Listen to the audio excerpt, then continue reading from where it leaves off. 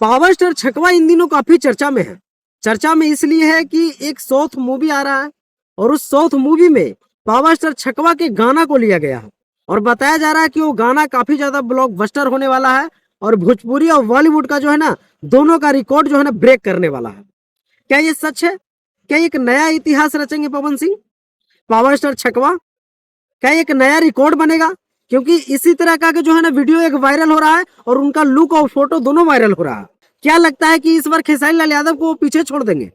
ऐसा लोग बोल रहे हैं, लेकिन खेसारी लाल यादव के पीछे छोड़ना बहुत बड़ी बात है। तो इस वीडियो को शेयर कीजिएगा। और क्या लगता है इस बार पावर स्टार छकवा एक नया नाम कमाएंगे, एक थोड़ा बहुत इज्जत कमा पाएंगे?